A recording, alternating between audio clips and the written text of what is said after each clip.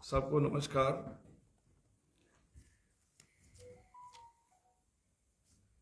आप सबके ध्यान में है कि हिमाचल प्रदेश में पिछले 1 वर्ष 6 महीने से कांग्रेस की सरकार किस तरीके से हिमाचल प्रदेश में जो उद्योग लगे हैं, और वस्तुस्थिति आज की तारीख में ये है कि लोग, बड़े बड़े इंडस्ट्रियलिस्ट, छोटे इंडस्ट्रियलिस्ट, जिस प्रकार की परिस्थितियां इस सरकार ने बनाई हैं, उस कारण से लगातार जो इंडस्ट्री है वो यहाँ से जा रही है। पिछले 5 वर्षों में जिस समय आदरणीय श्री जयराम ठाकुर जी की सरकार थी, और उस सरकार के समय में केंद्र सरकार से मिलकर जो बड़ी बड़ी योजनाएं लेकर हम लोग आए थे, आज वो पूरी की पूरी योजनाएं ठंडे बस्ते में हैं। सरकार ने जिस प्रकार के पॉलिसीज और प्रोग्राम इंडस्ट्री के लिए दिए हैं, उसके कारण से जो इंडस्ट्री है वो बैकफुट पे चली गई है। और 2-3 बड़े प्रोजेक्ट, जिसमें सबसे बड़ा प्रोजेक्ट वर्ल्ड ड्रग पार्क का था, जिसमें आप सबको मालूम है कि हिंदुस्तान के अंदर केवल 3 बल्क ड्रग पार्क लगे, उनमें से एक पार्क हिमाचल प्रदेश को मिला, और ये 2022 में मिला। इसमें टोटल जो कॉस्ट है वो 1923 करोड़ रुपए थी। गवर्नमेंट ऑफ इंडिया का शेयर था उसमें, और जयराम ठाकुर जी के समय में 225 करोड़ रुपया जो है वो बल्क ड्रग पार्क के लिए मिला। लेकिन मुझे ये दुख से कहना पड़ रहा है कि उस समय 1405 एकड़ जमीन इसके लिए निर्धारित की गई, लेकिन आज 1 वर्ष 6 महीने खत्म होने के बाद भी कोई फाइनेंशियल इन्वेस्टर जो है इनके पास फाइनल नहीं हुआ है। ये परिस्थितियां उस समय बनती है जिस समय प्रदेश के अंदर काम कर रही सरकार ऐसे प्रोजेक्टों के प्रति उदासीन होती है। और ये मुझे दुख से कहना पड़ रहा है कि कोई भी क्लियर कट मैप नहीं है कि इस प्रोजेक्ट को किस प्रकार से पूरा किया जाए। अगर ये प्रोजेक्ट हिमाचल प्रदेश में लगता तो इससे हजारों नौजवानों को रोजगार मिलना था। और ये जो बोलते हैं कि हम नौजवानों को रोजगार देंगे, ये सबसे पहली एक ऐसी कड़ी आपको देखने में मिलेगी जिसमें मुझे ऐसा लगता है कि आने वाले समय में हमें यह ना सुनना पड़े कि बल्क ड्रग पार्क जो है वो हिमाचल प्रदेश से चला गया। जिस प्रकार से सरकार का दृष्टिकोण है, जिस प्रकार से सरकार सोच रही है, तो मुझे ऐसा लगता है कि एक बहुत बड़ा नुकसान जो है वो हिमाचल प्रदेश को होगा। दूसरा बड़ा प्रोजेक्ट मेडिकल डिवाइस पार्क लाया गया था फरवरी 2021 में। उस प्रोजेक्ट की टोटल कॉस्ट जो थी वो 350 करोड़ रुपया थी। उसमें 100 करोड़ रुपया जो है वो हमें गवर्नमेंट ऑफ इंडिया से मिलना था, और जो 250 करोड़ स्टेट का शेयर था, जिसमें जमीन और उसके साथ साथ जो बाकी फाइनेंशियल एडजस्टमेंट्स थी वो गवर्नमेंट जो हिमाचल प्रदेश सरकार ने देनी थी। और आपके ध्यान में रहे कि लगभग 30 करोड़ रुपया सेंटर ने उस समय, जिस समय बीजेपी की सरकार थी, उस समय दिया, और सब्जेक्ट टू द कंडीशन था इसमें कि जब इंफ्रास्ट्रक्चर डेवलपमेंट होगी तो उसके बाद जो है वो 70 करोड़ रुपया जो है वो गवर्नमेंट ऑफ इंडिया देगी। लेकिन मुझे ये दुख से कहना पड़ रहा है कि 1 वर्ष 6 महीने बीत जाने के बाद इस प्रोजेक्ट के ऊपर किसी भी प्रकार का कोई काम नहीं हुआ है। हालात ये हैं कि जिन ठेकेदारों ने वहां पे काम किया है, उन ठेकेदारों को पेमेंट्स नहीं दी जा रही। उन ठेकेदारों ने गवर्नमेंट को लीगल नोटिस दे दिया है। तो ये बड़े दुख का विषय है कि 2 बड़े प्रोजेक्ट हिमाचल प्रदेश में, जिसके कारण से हिमाचल प्रदेश का नौजवान अपने पैरों पे खड़ा होता, हिमाचल प्रदेश के अंदर जिस प्रकार से इंडस्ट्रियल ग्रोथ पिछले 5 वर्षों में चल रही थी, उसको पूर्ण रूप से इन्होंने रोक दिया है। जयराम ठाकुर जी के समय में एक फ्लैगशिप प्रोग्राम मुख्यमंत्री स्वावलंबन योजना, जिसके कारण से बहुत बड़ा काम उस समय सरकार में हुआ, और लगभग 4228 यूनिट्स मुख्यमंत्री स्वावलंबन योजना के आदरणीय श्री जयराम ठाकुर जी की सरकार में लगे, और 200 करोड़ रुपए की सब्सिडी जो है वो रिलीज की गई। आज स्थिति यह है कि मुख्यमंत्री स्वावलंबन योजना लगभग समाप्त कर दी गई है, गला घोट दिया है इस योजना का।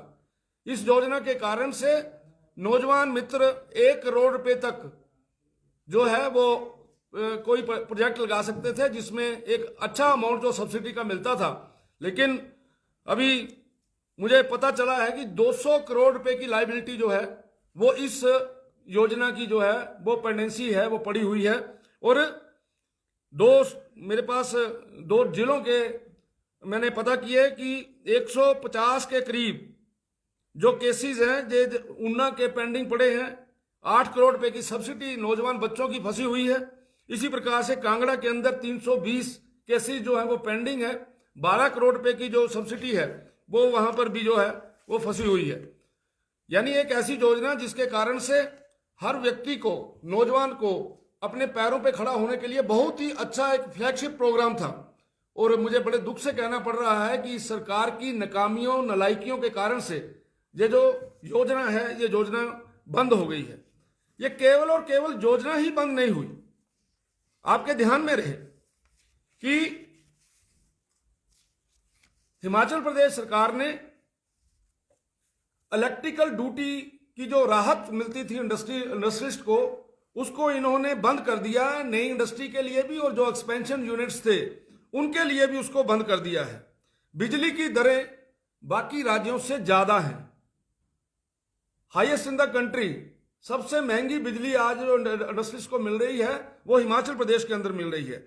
और इलेक्ट्रिकल ड्यूटी जो है that is highest in the country. और उसके साथ साथ इंडस्ट्री यहां आती है तो इंडस्ट्री को हम 99 ईयर्स की लीज देते हैं। ये जो सरकार है, इस सरकार ने क्या किया कि अगर आपने इंडस्ट्री लगाने आना है तो आपको 99 ईयर की लीज नहीं अब मिलेगी, अब आपको केवल 40 वर्षों की लीज मिलेगी। कौन आएगा आपके इस प्रदेश के अंदर इंडस्ट्री लगाने के लिए? 118 की फाइलें बंद ताले में पड़ी हुई हैं। उसकी चाबी किसके पास है?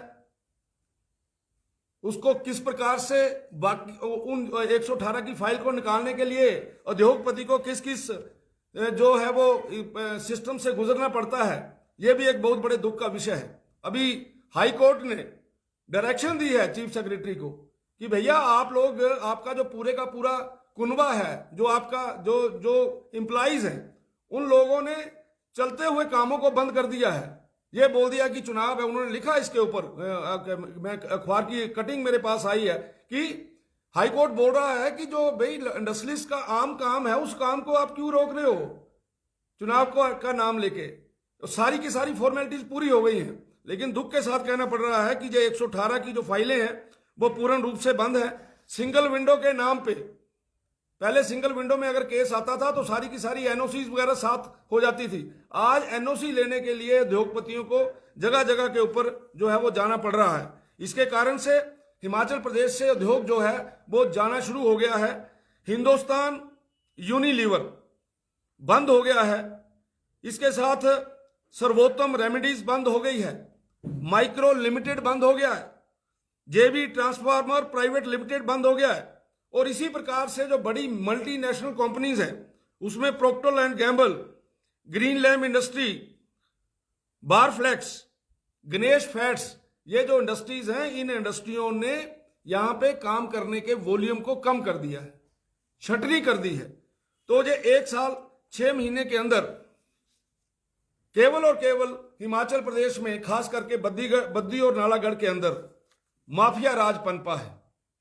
आज हिमाचल प्रदेश सरकार के अंदर जो बड़े बड़े नेता हैं, उन नेताओं ने केवल और केवल स्क्रैप के नाम पे इंडस्ट्रीज को डराना धमकाना जो है वो वहां पे किया हुआ है। इसके कारण से इंडस्ट्री जो है यहां पे बहुत बुरी तरह से जो दुखी है। और वो एक अच्छा वातावरण जो पिछले 5 वर्षों में यहां पे मिला था, उस वातावरण के विपरीत जिस प्रकार से डर का माहौल है, माफिया का माहौल है, गुंडागर्दी का माहौल है, हर चौथे दिन वहां पे आप देख रहे होंगे स्क्रैप के चक्कर में लड़ाई झगड़े हो रहे हैं, मर्डर हो रहे हैं। तो इन सारी चीजों के लिए सुखविंदर सिंह सुक्खू जी की जो सरकार है ये दोषी है। और मैं तो ये कहूंगा कि जिस प्रकार का वातावरण आज इंडस्ट्रियल क्षेत्र के अंदर हिमाचल प्रदेश के अंदर बना है, उसके कारण से नौजवान दुखी है, बेरोजगार दुखी है, इंडस्ट्रियलिस्ट दुखी है। और आने वाले दिनों में जिस समय अभी लोकसभा का चुनाव आएगा, निश्चित तौर से इन सारी बातों का खमियाजा जो है वो कांग्रेस पार्टी को भुगतना पड़ेगा। इतना ही मुझे कहना था। धन्यवाद।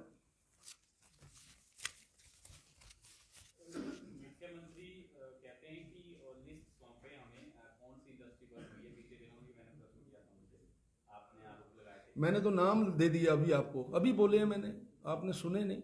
ये मैं बोल रहा हूं, ये देखिए, हिंदुस्तान यूनिलीवर, ठीक है, उसके बाद सर्वोत्तम रेमेडीज माइक्रो लिमिटेड, जेबी ट्रांसफार्मर, ये मैंने मोटे नाम लिए हैं। इनके साथ के जो एंसेलरी यूनिट्स होते हैं, छोटे यूनिट्स होते हैं, जहां पे उनके साथ के पार्ट्स बनते हैं, वो तो मोर देन 100 है, 100 से ज्यादा है। इसी तरीके से जो मल्टीनेशनल कंपनीज है, प्रोक्टर एंड गैम्बल है, उसके बाद ग्रीन लैम है इंडस्ट्री, बारफ्लेक्स है, गणेश फैट्स है, आईटीसी है, ये बड़े नाम है जी।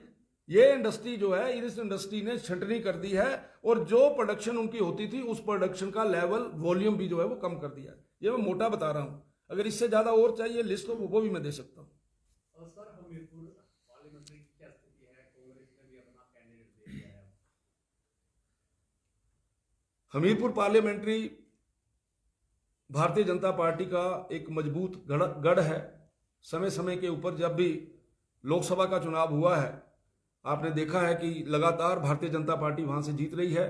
आदरणीय अनुराग ठाकुर जी 4 बार वहां के सांसद रहे हैं, 5वीं बार भी एक बहुत बड़े मार्जिन के साथ वो चुनाव जीतेंगे, ऐसा मेरा मानना है।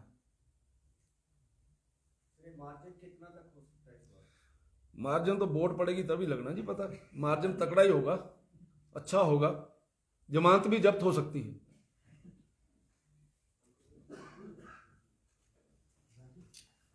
आप सभी का धन्यवाद।